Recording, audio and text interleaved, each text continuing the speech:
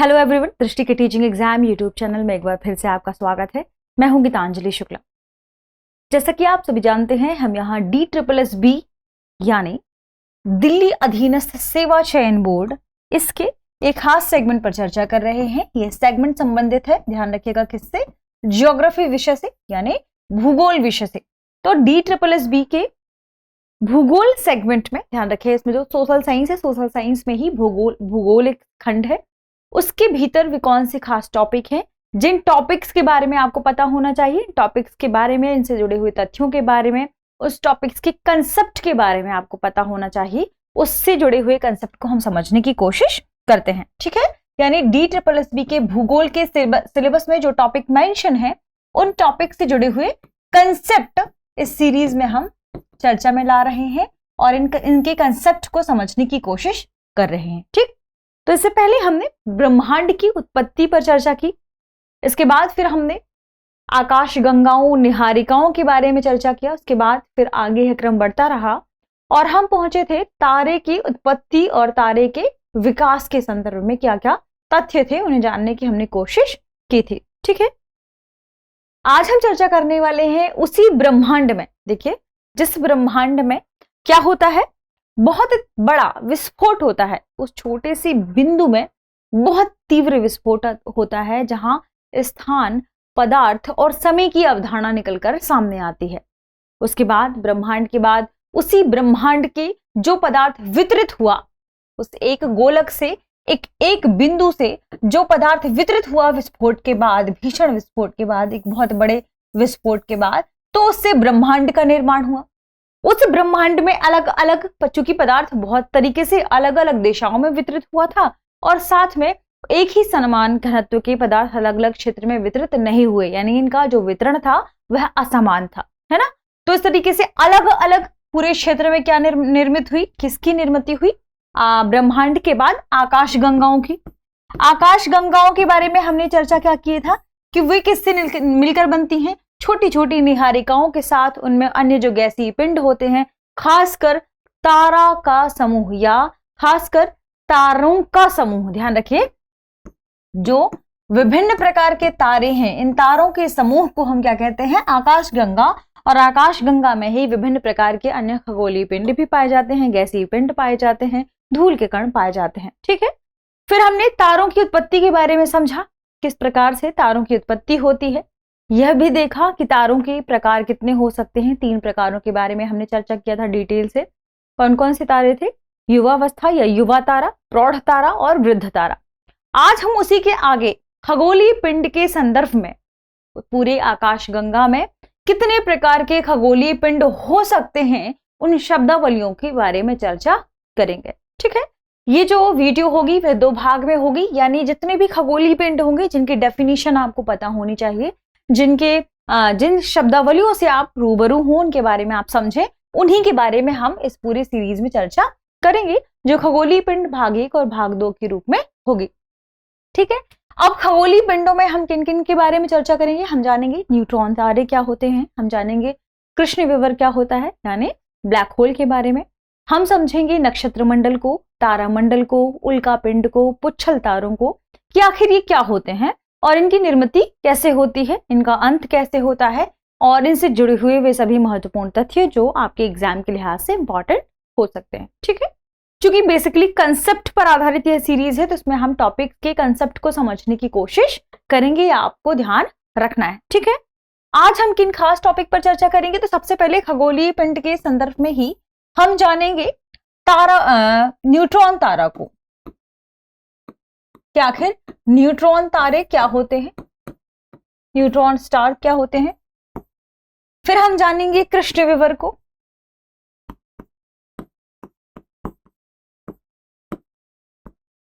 और आज ही हम समझने की कोशिश करेंगे नक्षत्र मंडल को, ठीक है। इन 3 शब्दावलियों को हम आज समझने की कोशिश करते हैं, ठीक। सबसे पहला है न्यूट्रॉन तारा। देखिए, हमने पिछले एपिसोड में क्या चर्चा किया था डिटेल से, तारों की उत्पत्ति के संदर्भ में, और हमने देखा कि जो तारा है, तारे की जब वृद्धावस्था आती है तो उसका कलर क्या होता है? रेड, लाल। उसे लाल दानव के रूप में भी जाना जाता है। यह लाल दानव तारा, रेड जाइंट जिसे कहते हैं, इस तारे का भी अंत में दो परिणति होती है। इस तारे की क्या परिणति होती है? यदि इस तारे का द्रव्यमान सूर्य के द्रव्यमान के बराबर है, किसके द्रव्यमान के? सूर्य के द्रव्यमान के। यदि इसका द्रव्यमान, इस तारे का द्रव्यमान सूर्य के द्रव्यमान के बराबर है, तो क्या स्थिति देखने को मिलेगी कि इस तारे का जो क्रोड है, क्रोड में समस्त जो हाइड्रोजन है वह किस में परिवर्तित हो जाएगा? हीलियम में। ये हीलियम परिवर्तित हो जाएगा कार्बन में। ध्यान रखिएगा, ये हीलियम परिवर्तित हो जाएगा कार्बन में, और इसके बाद इसका जिसका क्रोड होगा वह ठोस हो जाएगा। इसका केंद्र या इसका क्रोड क्या होगा? ठोस हो जाएगा। और इसमें किसकी अधिकता होगी? लौह तत्वों की इसके क्रोड में अधिकता होती है। बाद में ध्यान रखिएगा, चूंकि समस्त हाइड्रोजन हीलियम में परिवर्तित हो गया है, यानी नाभिकीय संलयन की क्रिया अब यहां पर नहीं हो रही है। और जैसे ही नाभिकीय संलयन की क्रिया यहां नहीं होगी, इसका प्रकाश क्या होगा? समाप्त हो जाएगा। इस तारे का प्रकाश समाप्त हो जाएगा। ये तारे की अंतिम अवस्था कहलाती है, यानी तारे की मृत्यु हो गई है। ठीक, अब ठोस, इसका जो केंद्रीय भाग है इस तारे का, वह किसमें परिवर्तित हो गया? ठोस में। और यह एक अन्य खगोलीय पिंड के रूप में पूरे उस ब्रह्मांड में क्या कर रहा है? चक्कर लगा रहा है। या चूंकि क्या हो गया है, पूरा हाइड्रोजन हीलियम में परिवर्तित हो गया, नाभिकीय संलयन बंद हो गया, खत्म हो गई, इसका अपना कोई प्रकाश नहीं, एक नॉर्मल से पिंड के भांति ये कहां रहेगा? आकाश गंगा में चक्कर लगाता रहेगा। इसकी स्थिति और जो इसका समय काल था वह क्या हो गया? समाप्त हो गया। ये कब की स्थिति थी? जब इस लाल दानव तारे का द्रव्यमान सूर्य के द्रव्यमान के बराबर है ना। लेकिन दूसरी कंडीशन है, यदि इस लाल दानव तारे का द्रव्यमान सूर्य के द्रव्यमान से, सन के द्रव्यमान से बहुत अधिक है, सन के द्रव्यमान से यदि इसका द्रव्यमान अधिक है, तब क्या होगा? तब ध्यान रखिएगा कि यदि इस स्टार की द्रव्यमान का या इसका भार सूर्य के द्रव्यमान से बहुत अधिक देखने को मिलता है, तब क्या होगा? यहां इसके बीच में लगातार अभी भी नाभिकीय संलयन की क्रिया चल रही है। नाभिकीय संलयन की क्रिया मान लीजिए एक स्थिति में जाकर रुकती भी है, तो इसका जो भीतरी हिस्सा है यहां पर बहुत अधिक घनत्व है, और बहुत अधिक घनत्व होने की वजह से इसका गुरुत्वाकर्षण मध्य भाग का क्या हो जाता है? बहुत अधिक बढ़ जाता है। द्रव्यमान बहुत अधिक है, बहुत अधिक हीलियम हाइड्रोजन की मात्रा होगी यहां पर, इसका गुरुत्वाकर्षण बहुत अधिक होगा, और यह क्या करता है? अपनी ओर इसे अंदर की ओर संकुचित करने की कोशिश करता है। इसका बाहरी हिस्सा भी फिर अंदर की ओर संकुचित होता है, और जब यह हिस्सा अंदर की ओर संकुचित होता है तो क्या होगा? सुपरनोवा विस्फोट। सुपरनोवा विस्फोट, ध्यान रखिएगा क्या हो रहा है? सुपरनोवा विस्फोट की घटना घटित होगी। यहां जो तारे का विस्फोट हुआ, इस विस्फोट के बाद ध्यान रखिएगा इसमें क्या हो रहा है? यह जो विस्फोट हुआ इसका मतलब तारे की मृत्यु हो गई। तारे की मृत्यु हो गई, और मृत्यु होने से ठीक पहले की ही घटना है। ध्यान क्या रखना है कि जैसे ही सुपरनोवा विस्फोट हुआ, तारे की मृत्यु हो गई, तो अभी भी इसके केंद्र में या थोड़ा सा हिस्सा बचा होगा। अब इसका जो थोड़ा सा हिस्सा इसके केंद्र में बचा होगा, इसका घनत्व बहुत अधिक होगा। इसका घनत्व बहुत अधिक होगा। क्यों? क्योंकि सूर्य के द्रव्यमान से भी अधिक इसका द्रव्यमान था, कई गुना अधिक द्रव्यमान था। इस वजह से अभी भी इसके केंद्र का घनत्व क्या होगा? अधिक होगा। अभी भी इस तारे के केंद्र में कुछ हिस्सा तो बचा ही होगा, और इसका हिस्सा क्या होगा? एक तो ठोस होगा, ऊपर से बहुत अधिक इसका घनत्व होगा। इस वजह से आप क्या ध्यान रखिएगा कि इस केंद्र में, जहां ठोस भी है यह केंद्र, इसका घनत्व भी बहुत अधिक है। इसकी घनत्व में अधिकता की वजह से इसके केंद्र में न्यूट्रॉन आपस में टकराने लगेंगे। इनमें न्यूट्रॉन्स की अधिकता होगी, और ये न्यूट्रॉन आपस में क्या कर रहे हैं? टकरा रहे हैं। इनकी न्यूट्रॉनों की आपस में गति हो रही है।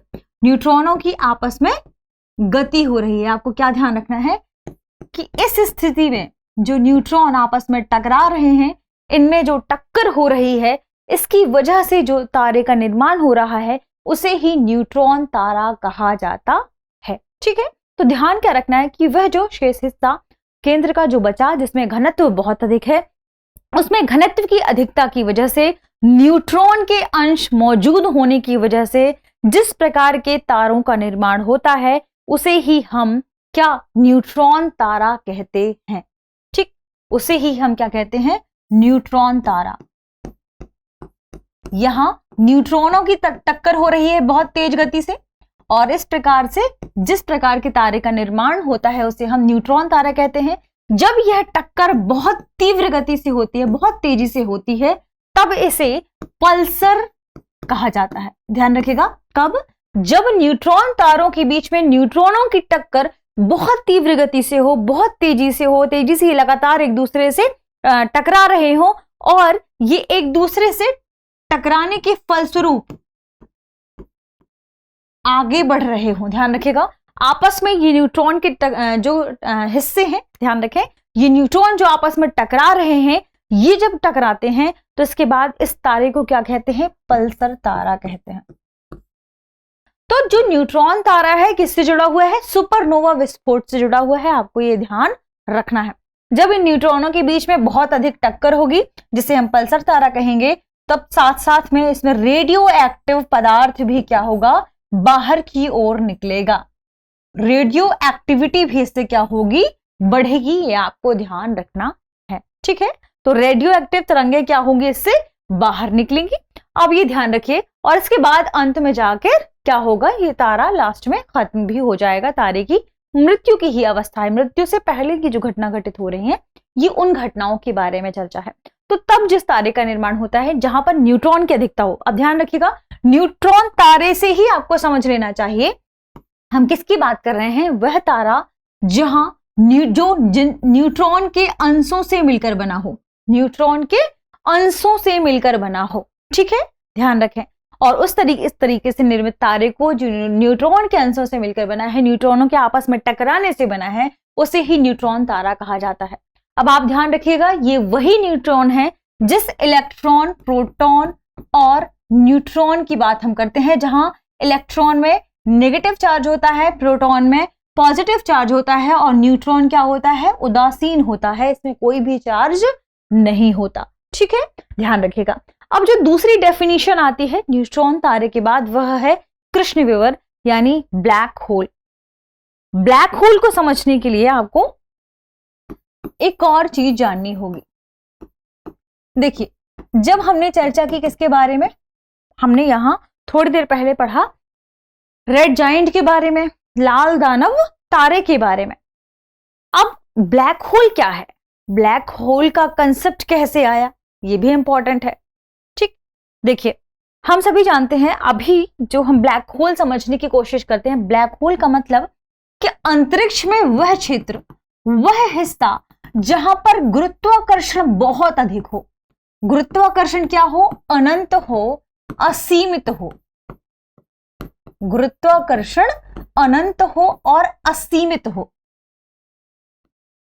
ऐसा क्षेत्र जहां पर प्रकाश भी जाकर, जिसकी गति कई प्रकाश वर्षों तक, आपने देखा, हमें प्रकाश की गति को प्रकाश वर्ष के रूप में हम जानते हैं। ठीक, और प्रकाश की गति बहुत तीव्र है।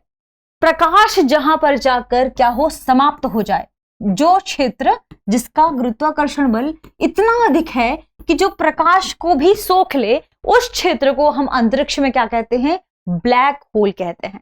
तो अंतरिक्ष का वह हिस्सा या अंतरिक्ष में स्थित वह स्थान जहां पर गुरुत्वाकर्षण शक्ति क्या है, अनंत है, असीमित है, जो प्रकाश को भी सोख लेता है, जहां प्रकाश जाकर वापस नहीं आता। ध्यान रखिएगा, जहां किसी वस्तु का पलायन नहीं हो सकता, वह क्षेत्र क्या कहलाता है, ब्लैक होल कहलाता है, कृष्ण विवर कहलाता है। ब्लैक होल की एक खास बात क्या है, इसमें गुरुत्वाकर्षण बहुत अधिक है, यानी तारों, जो तारे हैं ये इससे क्या होते हैं, आकर्षित होते हैं। तो इसके आसपास बहुत सारे तारे भी देखने को मिल सकते हैं। आप देखिए, नासा ने कई बार ब्लैक होल की तस्वीरें भी दिखाई हैं, और आपने उन तस्वीरों में देखा होगा कि एक क्षेत्र जहां पर लगातार क्या होगा, तारे होंगे, असंख्य तारे होंगे, और उन तारों के बीच में एक छोटा सा हिस्सा होगा जहां पर गुरुत्वाकर्षण बहुत अधिक होगा, क्योंकि तारों को आकर्षित करता है। वहां पर प्रकाश भी नहीं जा पाता। प्रकाश जाता है लेकिन उसके फिर बाद की अवस्थिति के बारे में पता नहीं चलता कि उसने कितना डिस्टेंस कवर किया, कहां तक गया, इसके बारे में कोई भी अनुमान नहीं लगाया जा सकता। तो ठीक ध्यान रखिएगा, अंतरिक्ष में एक स्थान है जहां पर ये सारी एक्टिविटीज होती हैं, उन्हें हम क्या कहते हैं, ब्लैक होल कहते हैं। ठीक है, तो अंतरिक्ष में स्थित वह स्थान जहां गुरुत्वाकर्षण शक्ति अनंत होती है, असीमित होती है, जहां जो प्रकाश है उसकी भी गति आप नहीं पता लगा सकते, जहां वस्तुओं का जो आपने देखा होगा कि एक स्थान से दूसरे स्थान तक आप वस्तुओं के बारे में देख सकते हैं, यानी वस्तुओं के आप पलायन का पता नहीं कर सकते, वही स्थान क्या कहलाता है, ब्लैक होल कहलाता है। ठीक है, यानी एक ऐसा स्थान जहां प्रकाश की तरंगें जाकर क्या हो, विचलित हो जाए, जबकि प्रकाश की तरंग सबसे स्ट्रॉन्ग वेव के रूप में हम लोग समझते आए हैं अभी तक अपने कॉस्मोस में। ठीक है, तो ध्यान रखिएगा। अब इंपॉर्टेंट बात यह है कि आखिर ब्लैक होल का निर्माण कैसे होता है, क्योंकि हमने इतने बड़े तारों के बारे में समझा, लेकिन ब्लैक होल का निर्माण कैसे होता है। ब्लैक होल का निर्माण होता है जब हमने अभी रेड जाइंट स्टार के बारे में देखा, तो जब तारे का द्रव्यमान, ये कैसा तारा, कोई भी तारा हो सकता है वह, ध्यान रखिएगा, तो एक ऐसा तारा जब उस तारे का द्रव्यमान सूर्य के द्रव्यमान से 3 गुना अधिक हो, ध्यान रखिएगा 3 गुना अधिक हो, तो वह तारा ब्लैक होल बन जाता है। क्यों?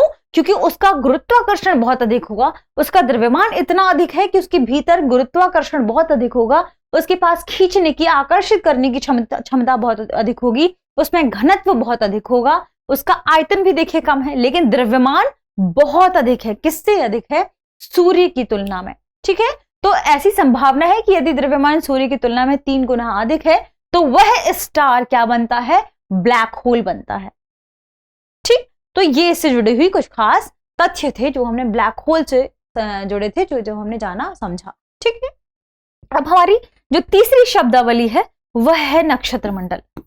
देखिए, सामान्य शब्दों में यदि हम नक्षत्र मंडल को समझने की कोशिश करें तो ये तारों का समूह है ना। यदि नक्षत्र मंडल की डेफिनेशन को आप समझने की कोशिश करें तो ध्यान रखिएगा कि निश्चित आकृति में व्यवस्थित यदि तारों का कोई समूह हमें देखने को मिलता है तो हम उसे क्या कह देते हैं कि यह नक्षत्र मंडल है। ठीक है, तो निश्चित स्थिति में या निश्चित आकृति में, निश्चित आपको एक रूप दिखाई देगा, एक आकृति दिखाई देगी, एक बनावट दिखाई देगी, तो एक निश्चित आकृति में व्यवस्थित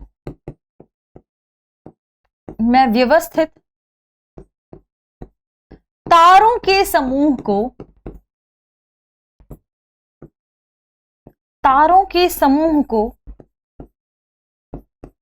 क्या कहते हैं? नक्षत्र मंडल कहा जाता है, नक्षत्र मंडल कहते हैं। अब ध्यान रखें कि यदि हम बात करें कि नक्षत्र मंडल कहां पाए जाते हैं, तो हमारी पृथ्वी के चारों तरफ हम जहां भी देखें वहां पर नक्षत्र मंडल आपको देखने को मिल जाएंगे। लेकिन अमूमन हम कब देख पाते हैं नक्षत्र मंडल? जब रात्रि होती है ना, क्योंकि रात के समय क्या होता है, सूर्य का प्रकाश इन नक्षत्रों को या इन तारों के प्रकाश को क्या करता है, नहीं ढक पाता। जबकि दिन में क्या होता है, सूर्य का प्रकाश चूंकि इतना तेज है, सूर्य हमारे पास में है, इस वजह से ये सभी तारों के प्रकाश को क्या कर देता है, ढक देता है। तो जब रात के समय सूर्य का प्रकाश नहीं होता तब हमें नक्षत्र मंडल दिखाई देते हैं, तब हमें तारे मंडल भी दिखाई देते हैं, उन्हें भी हम समझने की कोशिश आगे करेंगे। तो ध्यान रखें, निश्चित आकृति में व्यवस्थित तारों के समूह को नक्षत्र मंडल कहते हैं। और नक्षत्र मंडल की बात क्या है कि ये पृथ्वी में चतुर्दिशिक यानी चारों दिशाओं में पाए जाते हैं, कहीं भी आप इन्हें देख सकते हैं, चतुर्दिशिक क्षेत्र में या चतुर्दिक क्षेत्र में पाए जाते हैं। ठीक है, आप ध्यान रखिएगा कि जो नक्षत्र हैं इनका एक समूह होता है और ये समूह के रूप में ही अलग अलग क्षेत्र में पाए जाते हैं, इनकी अपनी एक खास आकृति होती है। वैसे तो हम भारत की बात करें यदि, तो हम मानते हैं कि 27 नक्षत्र हैं, लेकिन एक 28वें नक्षत्र की बात भी भारत ने कही है, बताई है। तो नक्षत्रों की संख्या तो वैसे भी आपसे कहीं नहीं पूछी जाएगी, लेकिन फिर भी नक्षत्र क्या होते हैं, नक्षत्र मंडल क्या होते हैं, इनके बारे में आपको जानना जरूरी है। आपने कुछ नक्षत्रों के नाम तो सुने ही होंगे, कृतिका, भरणी, और भी कई नक्षत्र हैं जिनके बारे में हम जानते हैं और हमारे यहाँ इनके बारे में चर्चा होती भी आई है। ठीक है, जैसे आपने विशाखा का नाम भी सुना होगा, आपने कृतिका का नाम सुना होगा, आपने रोहिणी नक्षत्र का नाम सुना होगा। तो ये कुछ नक्षत्र हैं जिनके बारे में हम आम चर्चा के रूप में इनके बारे में जानते भी हैं, समझने की कोशिश करते हैं। तो 3 इंपॉर्टेंट चीज थी, 3 इंपॉर्टेंट शब्दावलियां थी जो इनसे जुड़ी हुई थी खगोलीय पिंडों से, इन्हें हमने समझा। आगे के सेशन में यानी खगोलीय पिंड के भाग 2 हिस्से में हम कुछ और शब्दावलियों को समझने की कोशिश करेंगे। मिलते हैं अगले वीडियो में, तब तक आप पढ़ते रहिए, रिवीजन करते रहिए। शुक्रिया।